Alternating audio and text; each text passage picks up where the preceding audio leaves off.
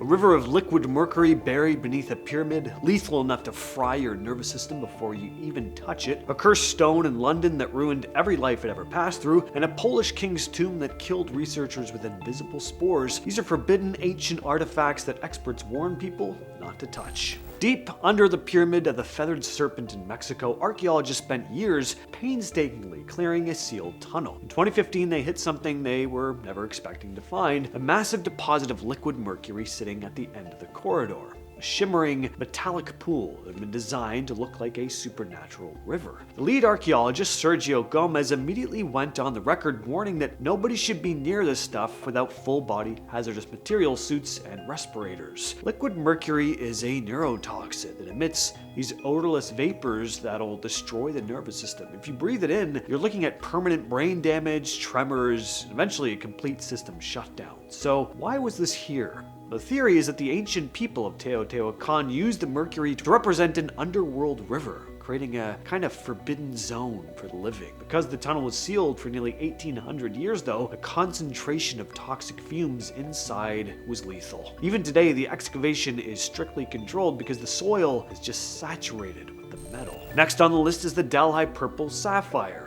This artifact is currently sitting in a vault at the Natural History Museum in London, but for a long time, the people who owned it wished that they'd never come across it. It's not actually a sapphire, it's a massive amethyst that was looted from the Temple of Indra in India during the Indian Mutiny of 1857. A cavalry officer named W. Ferris brought it to England, and almost as soon as he arrived, his life took a turn for the worst. He lost his health, his money, and his family suffered a string of bizarre accidents. He eventually gave the stone to his son, who suffered the almost exact same streak of bad luck. The most famous owner was a writer named Edward Heron Allen. He was a man of science, but after several of his friends went through bouts of bad luck or just straight up died after handling the stone, he got terrified. So he tried to get rid of it by throwing it into a canal, only for a dredger to find it and return it to him months later. Heron Allen eventually packed the amethyst into 7 different boxes, surrounded it with lucky charms, and left instructions that should stay locked away until 33 years after his death. He warned that the stone was, quote, cursed and stained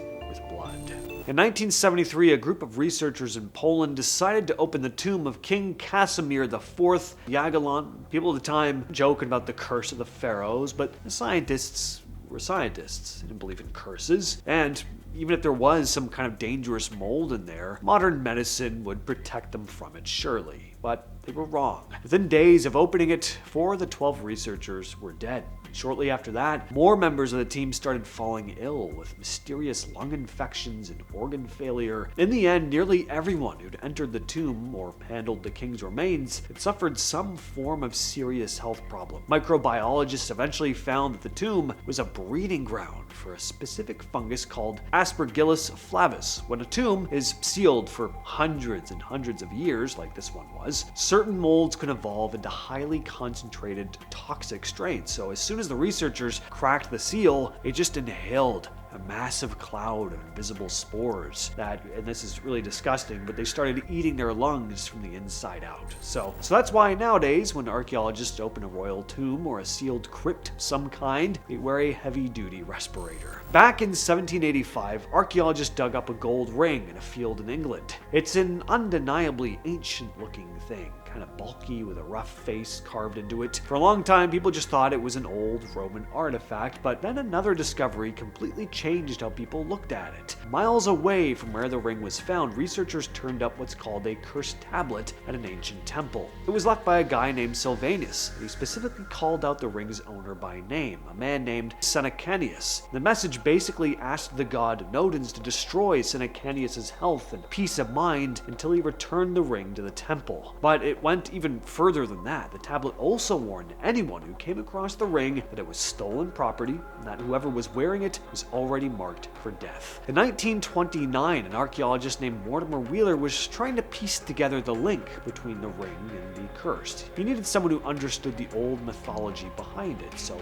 he brought in a friend to help. And that friend was J.R.R. Tolkien. So this actual Roman ring, supposedly cursed and worn by someone essentially condemned, was a huge inspiration behind the One Ring in Lord of the Rings. The Black Prince's Ruby. This sits right in the middle of the British Crown jewels, and it looks incredible, this massive deep red stone, but its history is basically just a long line of people dying violently. The stone was taken off a dead prince in 14th century Spain. The man who took it, Peter the Cruel, was warned straight away that it was tainted, brought betrayal to everyone who owned it. He didn't listen, and eventually he was slain by his own brother. Passed to an English nobleman known as the Black Prince, who died a slow and painful death from disease not long after. The stone kept moving, and it kept turning up at the worst moments for whoever had it. Henry V wore it in his helmet at the Battle of Agincourt. Someone hit him with a battle axe hard enough to crack the helmet open. Henry barely survived. Richard III had it on him when he died in battle. Today, it's mounted in the imperial state crown behind thick glass in the Tower of London with armed guards around it. This story goes back to 15th century Italy. A silver vase was given to a young bride as a wedding gift. That same night, she was found dead, still clutching it. After that, the vase disappeared for hundreds of years. It turned up at an auction in 1988. When someone opened it, there was a handwritten note inside that said, "Beware, this vase brings death." The man who brought it ignored that and was dead within 3 months. The family sold it to a pharmacist who also died shortly after, and now the thing